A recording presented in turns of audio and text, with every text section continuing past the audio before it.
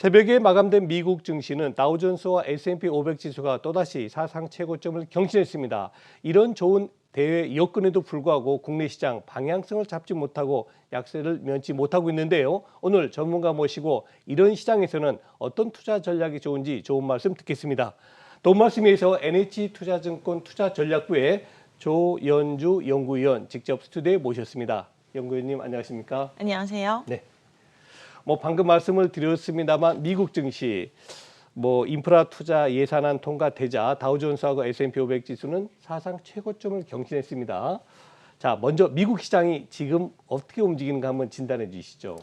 네, 일단 최근에 저희가 예상했던 대로 정책이 나오고 있습니다. 인프라 투자 법안이 전통 SOC에 중점을 둔 법안이긴 하지만 결국에는 8월 여름 휴회 이전에 상원 통과를 하면서 5,500억 달러 신규 자금이 투입될 것으로 예상을 하고 있습니다. 이로 인해서 산업재나 소재 섹터 같은 경우는 직접적으로 수혜를 볼 수 있다라고 보시면 될 것 같고요. 미국 경기 같은 경우에도 직접적으로 연방정부의 투자 자금으로 인해서 경기 부양 효과가 나타날 수 있다라고 생각하고 있습니다. 그러므로 인해서 미국 경기 같은 경우는 견조한 회복세를 이어갈 것으로 예상을 하고 있고요. 여기에 플러스 3.5조 달러 규모의 그린 인프라와 또 복지 정책을 포함한 법안이 예산 조정안이 통과가 되었습니다. 50대 49로 통과가 됐고요. 그렇게 되면 3.5조 달러라는 이 법안은 민주당 단독으로 처리가 가능하게 됩니다. 저희는 12월쯤에 통과될 것으로 예상을 하고 있고요. 이 3.5조 달러라는 대규모 법안이 만약에 민주당 단독으로 통과가 될 경우에는 그린에너지 관련주라든가 아니면 복지 정책에 따른 소비 관련주들이 또 긍정적일 수가 있습니다. 그래서 추가적인 부양 정책에 따른 미국의 경기 회복세는 아무래도 좀 긍정적이다라고 판단을 하고 있어서 견조한 미국의 매크로 모멘텀은 여전히 유효하다라고 생각을 하고 있어서 미국 같은 경우는 한국과 다르게 좀 안전하게 투자하셔도 좋은 투자처다라고 판단하고 있습니다. 네, 그렇군요. 특히 미국에서 최근에 경제지표 발표되는 걸 보면요. FRB에서 중시하는 고용지표 상당히 좋은 쪽으로 방향 잡고 있어요. 반면에 이렇게 되다 보니까 또 일각 FRB 의원들은 조기 테이퍼링을 해야 되는 것 아니냐라는 좀 조심스러운 전망도 내고 있습니다. 미국의 최근 경기 회복 모멘텀을 어떻게 보십니까?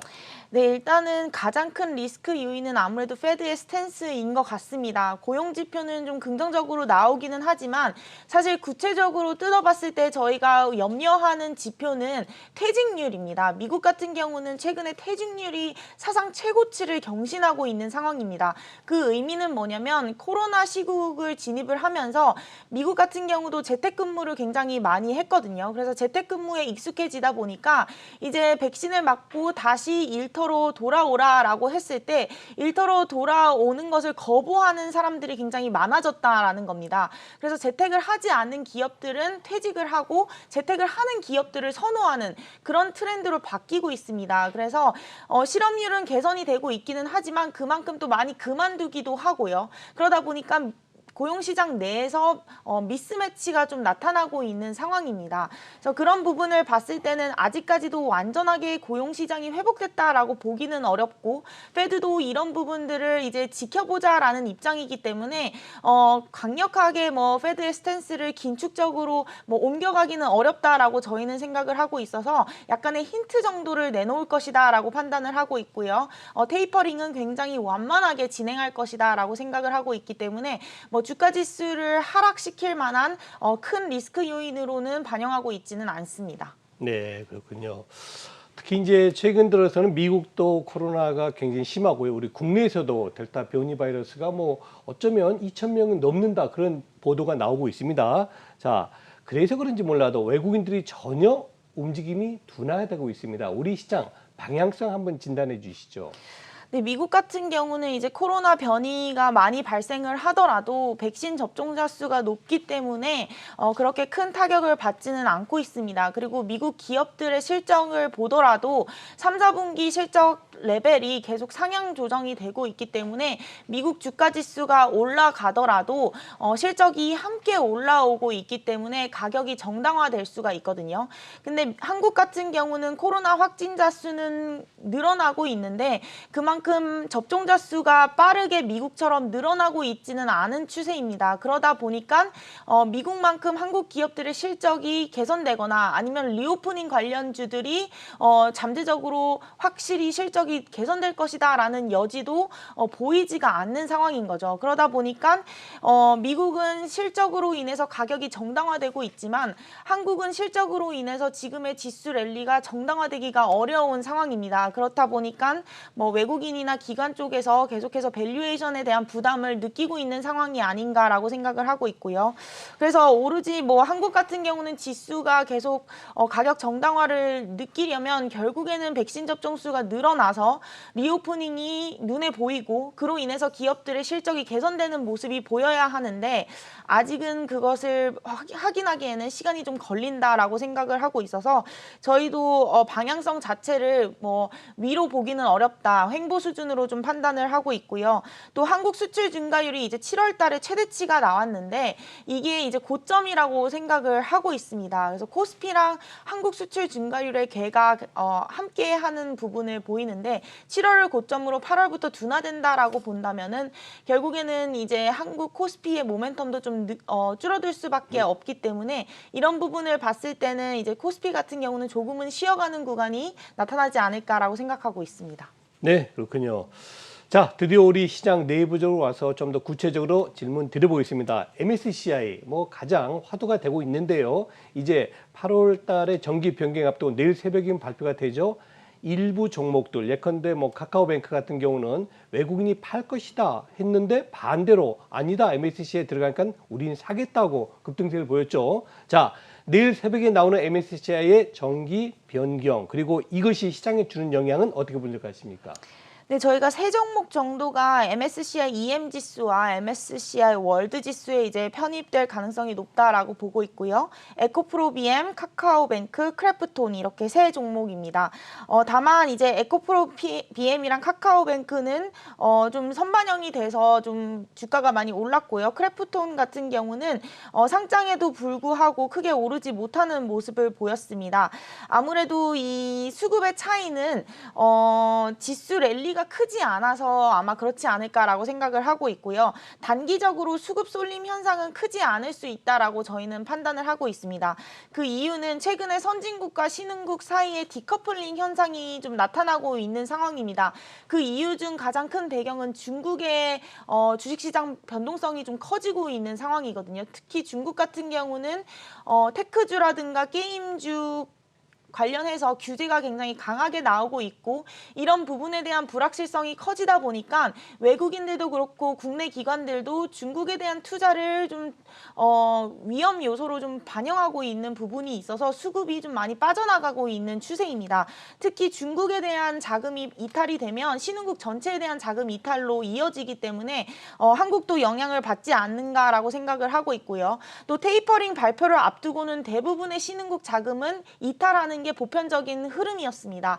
8월 말쯤에 이제 잭슨홀 미팅을 앞두고 있는데요. 그렇기 때문에 이 신흥국 자금이 전반적으로 패시브 자금이 이탈할 가능성이 높기 때문에 이런 신흥국 자금 이탈은 MSCI EM 편입과 상관없이 수급 쏠림 현상을 좀 완화시켜주는 역할로 작용을 할 것 같아서 이런 종목 이벤트에도 불구하고 수급 쏠림 현상은 그렇게 크지 않을 것이다라고 판단하고 있습니다. 아, 그렇군요. 네, 이제 또 다른 시각이 하나 있습니다. 바로 카카오뱅크라든가 크래프톤 같은 최근에 상장된 그런 IPO 종목들, 신설 종목들하고요. 요즘 보니까 이슈에 따라서 너무 이 변동성이 빨리 나타나고 있습니다. 주도주는 없고 이슈는 계속 나오고 신규 종목 얘기하는 겁니다. 자, 이렇게 돼서 좀 방향성이 약한데 이럴 때는 어떤 투자 전략이 좋다고 판단하십니까?